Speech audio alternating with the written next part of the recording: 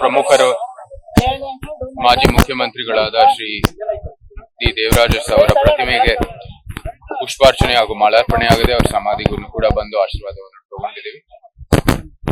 ಅವರು ಮಾಡಿರುವ ಕೆಲಸ ಸಮಾಜದ ಉನ್ನತಿಗಾಗಿ, ಸಮಾಜದ ಒಂದು ಬಡವರಿಗೆ ಒಂದು ಒಳ್ಳೆಯ ಒಂದು ವಾತಾವರಣ ಸೃಷ್ಟಿಸಿದ್ದು ಅವ್ರ ಕಾಲದಲ್ಲೇ. ಅವ್ರಿಗೆ ಮುಂದೆ ಬರುವಂತದ್ದು ಬಹಳಷ್ಟು ಯೋಜನೆಗಳನ್ನು ಜಾರಿ ಮಾಡಿದ್ರು.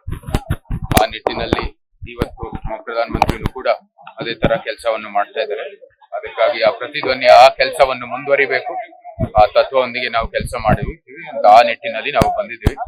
ಅದರ ಜೊತೆಗೆ ಈ ಭಾಗಕ್ಕೆ ಜನರಿಗೆ ಬಹಳ ಅವರು ಒಂದು ಪ್ರೀತಿ ವಿಶ್ವಾಸ ಇದೆ ಅವ್ರ ಮನೆತನಕ್ಕೆ, ಮತ್ತು ಅವ್ರು ಮಾಡಿರೋ ಕೆಲಸಕ್ಕಾಗಿ ಅವರ ಒಂದು ಒಳ್ಳೆಯ ಸಂಬಂಧ ಇದೆ ಆ ಮನೆತನಕ್ಕೆ.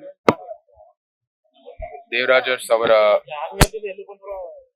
ಸರ್ದಾರ್ ಬಸವರಾಜರ್ಸ್ ಅವರು ಕಳಲೆ ಅರಸಿಂದ ಆಗಿರೋರು ಬಂದಿರೋ ಅವರೆಲ್ಲರೂ ಸಂಬಂಧ ಇದೆ ಅಂತ. ಮತ್ತು ಅವರ ನಮ್ಮ ಜೈವಿಕ ತಾಯ ತಂದೆ ಅಥವಾ ನಮ್ಮ ಜೈವಿಕ ತಾಯ ತಾತ ಸರ್ದಾರ್ ಬಸವರಾಜರ್ಸ್ ಅವರು ಇಲ್ಲೇ ಕಳಲೆಯಲ್ಲಿ ಹುಟ್ಟಿದ್ದು, ಮತ್ತೆ ಇಲ್ಲಿ ಅವರೇನೆ. ಸೊ ನಮ್ಮ ಆ ಒಂದು ಸಂಬಂಧನೂ ಕೂಡ ಇದೆ.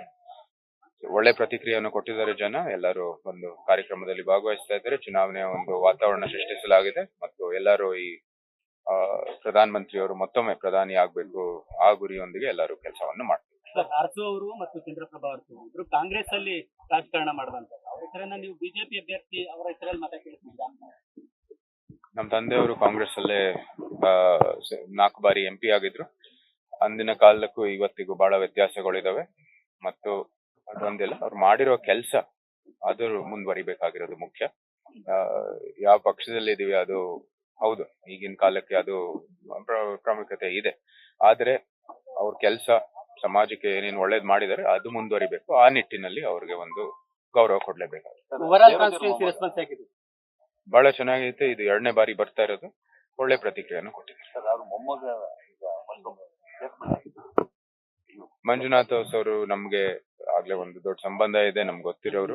ಅದಕ್ಕಾಗಿ ನಮ್ಮ ಬೆಂಬಲಕ್ಕಾಗಿ ಬಂದಿದ್ದಾರೆ. ಮತ್ತೆ ಅವರ ವಂಶದವರು ಅವ್ರದ್ದು ಕೆಲಸನ ಮುಂದುವರಿಬೇಕು ಆ ನಿಟ್ಟಿನಲ್ಲಿ ಅವರು ಬಂದಿದ್ದಾರೆ.